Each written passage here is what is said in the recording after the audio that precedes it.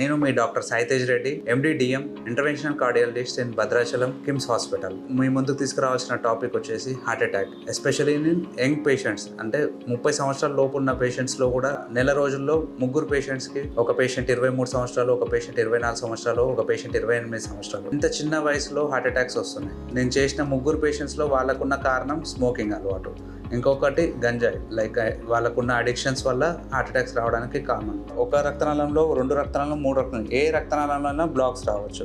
ఈ రక్తనాళంలో మనకి బ్లాక్స్ స్లోగా ఆ కొలెస్ట్రాల్ అనేది పేరుకుపోతూ, ఆ పేరుకుపోయిన కొలెస్ట్రాల్ ఏదో ఒక క్షణంలో మనం తీసుకున్న స్మోకింగ్, మనం తీసుకున్న ఫుడ్, కొలెస్ట్రాల్ ఫుడ్, లేదు ఆ రోజు పడ్డ టెన్షన్స్, యాంగ్జైటీ, బీపీ పెరగడము, షుగర్ కంట్రోల్ లేకపోవడం వల్ల అక్కడ ఉన్న ఆ కొలెస్ట్రాల్ ప్లేక్ అనేది రప్చర్ అయిపోతుంది, బ్లాస్ట్ అయిపోయి అక్కడ ఒక రక్తం గడ్డ, బ్లడ్ థ్రాంబస్ ఫామ్ అయిపోయి ఆ కంప్లీట్ రక్తనాళంని బ్లాక్ చేసేస్తుంది.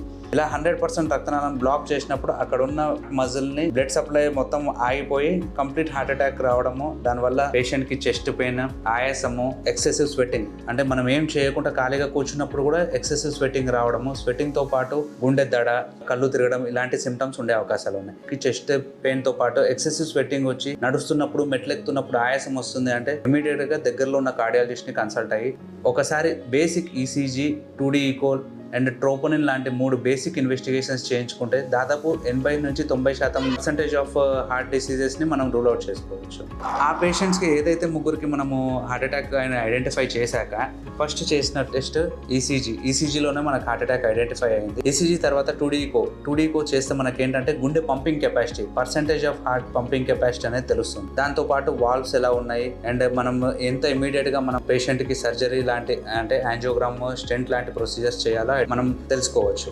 దాని తర్వాత పేషెంట్ని ఇమీడియట్గా యాంజియోగ్రామ్ అనే ప్రొసీజర్ చేసాం. దాన్ని మనము క్యాత్ ల్యాబ్, అంటే క్యాథటరైజేషన్ ల్యాబొరేటరీ, వేర్ మనము హార్ట్లోకి వైర్స్ పంపించేసి, క్యాథటర్స్ పంపించేసి దాని మీద రక్తనాళం లోపలికి వెళ్ళిపోయి మనకు రక్తనాళాలు ఎక్కడెక్కడ బ్లాక్స్ ఉన్నాయో ఐడెంటిఫై చేయగలుగుతాం. అక్కడ ఉన్న రక్తనాళంని ఐడెంటిఫై చేశాక ఎక్కడ బ్లాక్ ఉందో అని మనం పర్సంటేజ్ క్యాలిక్యులేషన్ చేశాక 70% కంటే ఎక్కువ బ్లాక్స్ ఉంటే ఇమీడియట్గా మనము అదే ప్రొసీజర్లో కంటిన్యూస్గా స్టెంట్స్ చేయగలుగుతాం. మేము గత 3 పేషెంట్స్లో ఎవరైతే యంగ్ పేషెంట్స్కి హార్ట్ అటాక్ ఉందో దాన్ని చూస్తే 100% బ్లాకేజెస్ ఉన్నాయి వాళ్ళకి.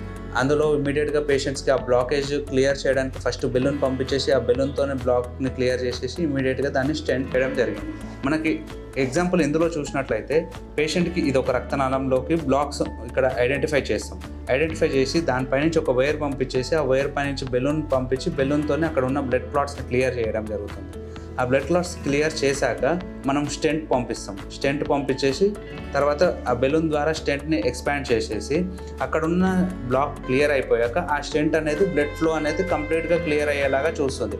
అండ్ ఫ్యూచర్లో మళ్ళీ బ్లాక్ అవ్వకుండా ఉండడానికి ఈ స్టెంట్ అనేది అక్కడున్న రక్తనాళం చుట్టూ ఒక వలయం లాగా క్రియేట్ చేసి మళ్ళీ బ్లాక్ అవ్వకుండా చూసుకుంటాం. మేము కార్డియాలజిస్ట్గా, ఒక ఇంటర్వెన్షనల్ కార్డియాలజిస్ట్ చేసే పని అక్కడున్న బ్లాక్ని ఐడెంటిఫై చేయడము, ఇమీడియట్గా ఎంత పర్సెంటేజ్ ఉందని బ్లాక్ ఐడెంటిఫై చేశాక దానికి స్టెంట్ అవసరమా లేదంటే ఓన్లీ మెడిసిన్స్తో సరిపోతుందా అనేది నిర్ధారణ చేసుకున్నాక ఒకవేళ పేషెంట్కి ఇమీడియట్గా స్టెంట్ అవసరం పడుతుంది అంటే ఆ బ్లాక్ క్లియర్ చేసేసి స్టెంట్ వేసేయడం జరుగుతుంది. గత 3 పేషెంట్స్కి ఏదైతే హార్ట్ అటాక్ ఉందని చెప్పానో వాళ్ళకి 3కి స్టెంట్స్ వేయడం జరిగింది.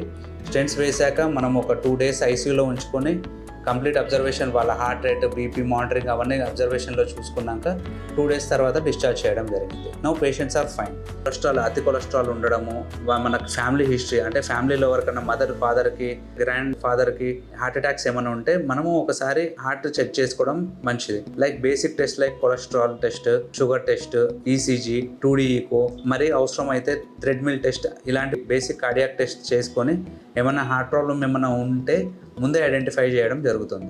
మీకు కనుక ఎవరికైనా చెస్ట్ పెయిన్ ఇలాంటి సిమ్టమ్స్ ఉంటే దగ్గరలో ఉన్న కార్డియాలజిస్ట్కి అప్రోచ్ అయ్యి ఒకసారి హార్ట్ ప్రాబ్లం ఏమైనా ఉంటే ఐడెంటిఫై చేసుకోవడం మంచిదని ముందే. Thank you.